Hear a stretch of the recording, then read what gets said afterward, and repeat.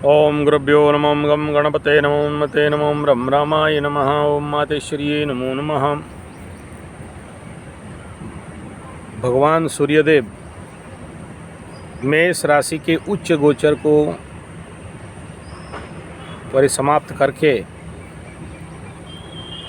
कालपुरुष कुंडली के द्वितीय स्थान वृष राशि के अंदर गोचर करने वाले हैं,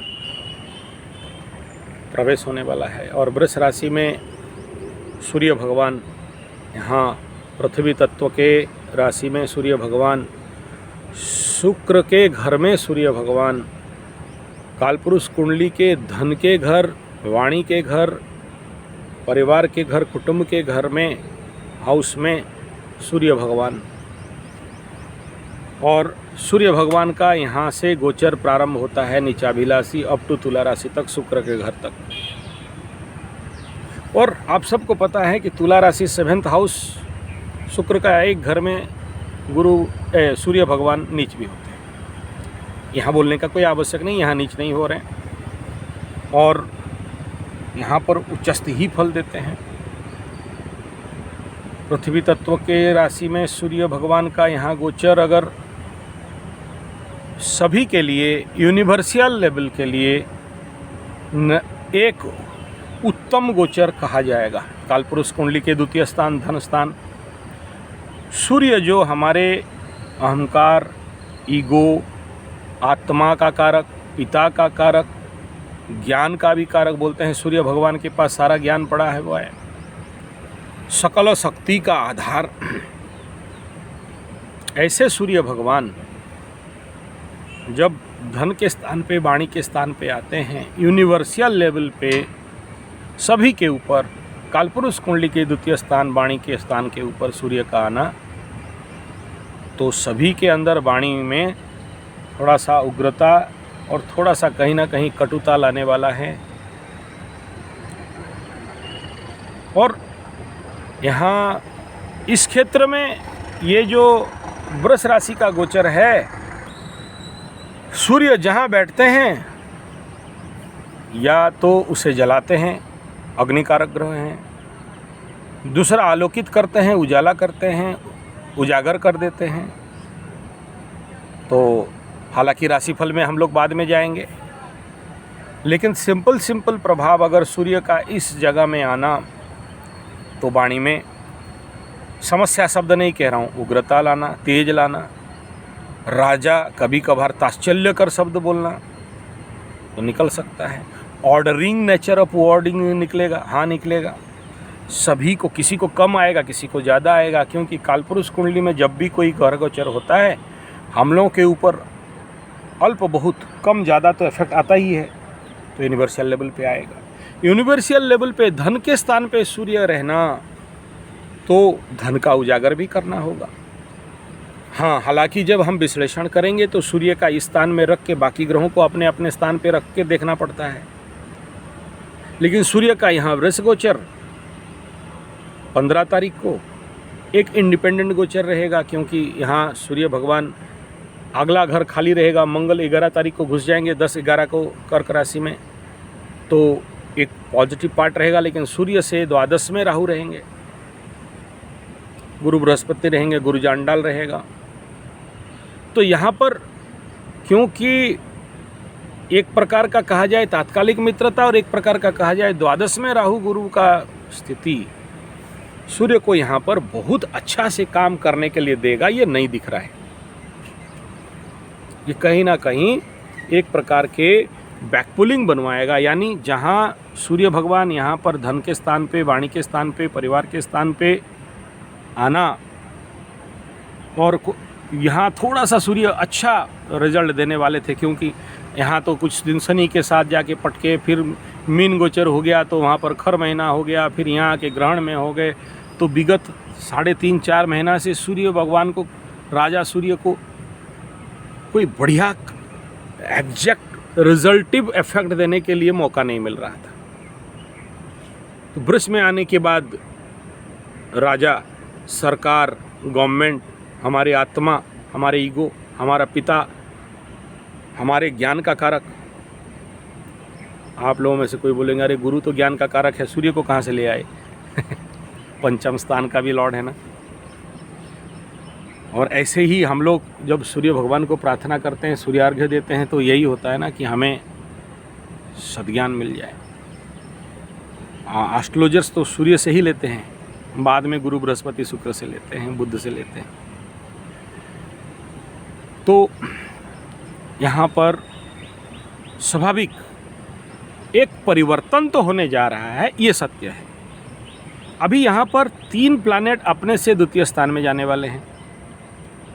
सबसे पहले शनि अपने से द्वितीय में चल रहे हैं, गुरु बृहस्पति अपने से द्वितीय में चल रहे हैं, और यहाँ पर अपने उच्च के घर से द्वितीय में सूर्य भगवान चलेंगे।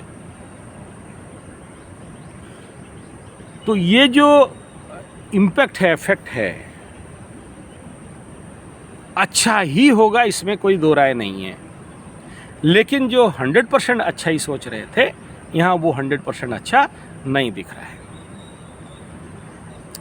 तो सूर्य का यहाँ पर गोचर यूनिवर्सल लेवल में लोगों के अंदर वस्तुवादिता की ओर मन को लेके जाएगा। बहुत सारे लोग बहुत कुछ खरीदेंगे, ऐसा भावना बनाएंगे, शुरू हो चुका है। कोई गाड़ी खरीदेंगे, कोई और ऋण लेके ऋणम कृत्वा घृतं पिबेत करेंगे, ये बन रहा है, मानसिकता बन रहा है। कुछ लोगों का अहेतुक बहुत सारे विचार और इच्छाएं बनेंगे, क्योंकि सूर्य से आगे अभी शुक्र भी चल रहे हैं।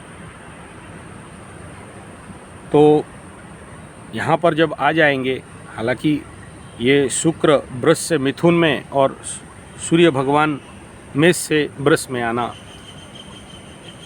तो एक प्रकार का शुक्र के ऊपर सूर्य का इफेक्ट और उधर मंगल का इफेक्ट और बीच में शुक्र पाप कर्तरी में फंसना, तो इस प्रकार के द्रव्य वस्तु और बाधिता का मन ले दे के कोई प्रॉफिटेबिलिटी पे दिखा नहीं रहा है। तो इस समय क्या करना चाहिए? जो मन वस्तुवादिता की ओर जा रहा है, जाएगा। सूर्य वृष राशि में आने से व्यक्ति वस्तु केंद्रित होता है, विषय केंद्रित होता है, और इसका इफेक्ट कुछ ना कुछ बढ़ेगा। ईगोइस्टिक भी होता है। भूमि तत्व राशि में जाना तो सामूहिक अहंकार भी बढ़ाएगा, और यहाँ पर आना कहीं ना कहीं वाद विवाद के प्रकोपों को भी बढ़ा सकता है, और जिससे परेशानी कर सकता है। इसी हेतु, और क्योंकि कामना वासना का स्थान मिथुन राशि में, कामना वासना के ग्रह शुक्र का जाना, कुछ दिन मंगल के साथ और फिर मंगल आगे भाग जाना, आगे मंगल पीछे राहु और आगे मंगल पीछे सूर्य और बीच में शुक्र, तो ये कह रहा है बुद्धिमान व्यक्ति इस समय वस्तु द्रव्य प्राप्ति के पीछे नहीं पड़ना चाहिए। ये घसीटेगा आपको उधर, ये एनर्जी मास आपके अंदर उन भावनाओं को भरेगा कि आपके पैसा इस क्षेत्र में खर्चा हो, और कोई खास इन वस्तुओं को खरीद के कुछ लाभ होने वाला है, ये नहीं दिख रहा है। तो सूर्य का वृष राशि में गोचर 56% तक अच्छा रिजल्ट करने वाला है कई क्षेत्रों में, आर्थिक क्षेत्रों में, शारीरिक क्षेत्र में, मानसिक क्षेत्र में, सरकारी क्षेत्र में। सरकार को भी आप देखेंगे, जो विगत 4.5 महीना से सोशल मीडिया में जो फालूदा बना के रखा गया था ना सरकार का, अब देखना चेंजेस आएगा उसमें। अब सरकार थोड़ा फ्रंट फुट में आएगा, आके अपना डिफेंस का काम करेंगे। अब तक जो चुपचाप बैठे थे सरकार लोग, अब देखना उनका उछल कूद बढ़ सकता है। बहुत हो गया, अरे पंडित लोग बहुत बोल दिए बोलेंगे, तो वो स्थिति सरकार के साथ आएगा। और जो भी हमारे रोज़मर्रा के ऑफिस इत्यादि के जो बॉस हैं, या उस प्रकार के बड़े बड़े सरकारी पोस्ट में हैं, इन सब से आप लोग अभी थोड़ा और सावधान रहना चाहिए। मेदिनी ज्योतिष और एनवायरमेंटल सिस्टम के ऊपर बात करते हैं तो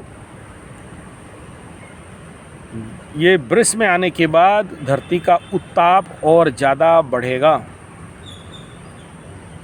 इसलिए धूप में सहजता से ना निकलें।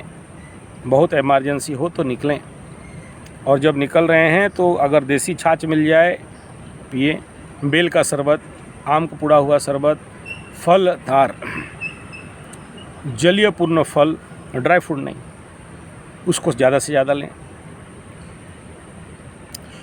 Cotton, pure cotton khadi dress पहने, non cotton dress, pure cotton नहीं है तो नहीं पहनना। और जिनको संबलपुरी साड़ी ड्रेस कपड़ा चाहिए बोल देना, हमारे यहाँ संबलपुरी सबसे फेमस है,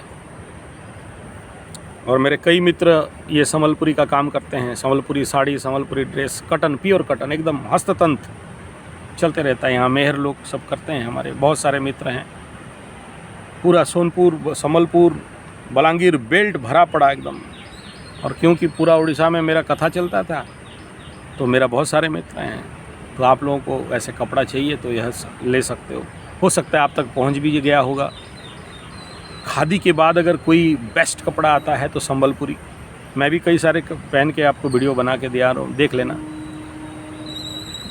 तो कॉटन ड्रेस पहने, लाइट कलर का पहने, ज़्यादा डीप इस समय, क्योंकि अति उग्र ताप बढ़ने वाला है।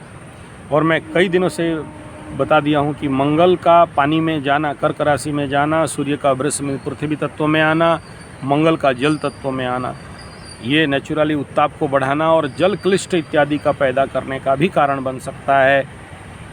मई जून का महीना, तो इसी हेतु, और जो लोग स्कैर्सिटी ऑफ वाटर लेवल पे हो, आप लोग इस समय से ही जल संरक्षण का काम करें। नेक्स्ट एक बात और है कि जो लोग का पास पानी का प्रॉब्लम है, बोरवेल ट्यूबवेल नहीं खोद पा रहे हो, पानी कहाँ है आपको नहीं पता, तो ऐसे लोग यहाँ से बैठ के, एक मेरे परम गुरु हैं जो यहाँ से बैठ के आपका घर में कहाँ पानी निकलेगा आपके ज़मीन में बता देते हैं। चैलेंज, गारंटी, मैं बोल रहा हूँ ना, मुझे विश्वास करते हो ना, करते हैं। मैं बहुत का देखा हूँ। उनको ज़मीन जाने का ज़रूरत नहीं, आपका राइट अक्षांश द्राघिमा दे दो, ज़मीन का पेपर दे दो, यहाँ से ग्राफ कर देंगे कि किस जगह में कितने फुट में पानी निकलेगा। इवन ज़मीन के नीचे कितने लेयर में क्या क्या मिट्टी है, सफ़ेद, लाल, काला, पत्थर, तांबा, वहाँ तक भी बोल देंगे एस्ट्रोलॉजिकली। ये कोई तंत्र मंत्र, भूत प्रेत पिशाच जैन टूर्गन नहीं। हाँ, थोड़ा बहुत रिचुअल्स पूजा करते हैं। तो जो लोग पानी के समस्या में हो, आप लोग कॉल नहीं करना, टाइम नहीं है उठाने के लिए, व्हाट्सएप कर देना कि हमें ट्यूबवेल बोरवेल के बारे में बताना है। मैं उनका नंबर दे दूंगा, आप उनसे बात कर लेना सीधा।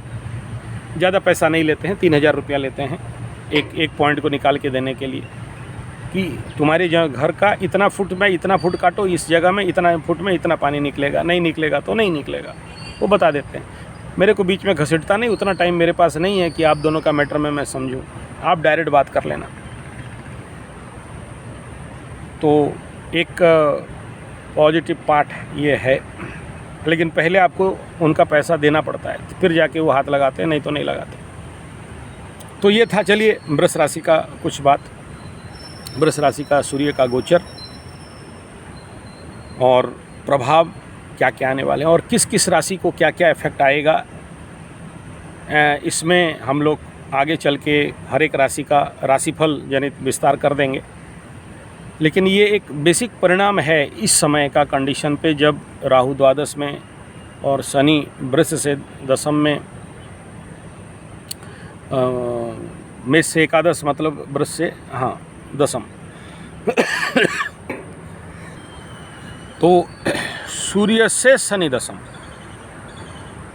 तो इस प्रकार जो भी बेसिक विवरणी, जो बेसिक विचार था, और हमेशा राशिफल केवल ग्रह स्थिति के बारे में है। हर एक कुंडली वालों को अपने अपने कुंडली की ग्रह स्थिति के अनुसार फल मिलता है। बार बार बोला हूँ, राशिफल मात्र एक 5% का विश्लेषण मात्र है इसका इफेक्ट आता है, लेकिन आता तो है। तो यहाँ पर कोई बहुत नेगेटिव बैड इफेक्ट मनुष्य जीवन पे नहीं दिख रहा। हाँ, कहीं सूर्य गोचर में कई सारे जगह में छोटे पुटर होते हैं, कहीं भूकंप होना, कहीं पर इस प्रकार के सूखा हो जाना, जल क्लिष्ट होना, ये बेसिक है। मैं उसको आगे राशिफल में डिटेल कर दूंगा। धन्यवाद, नमस्कार।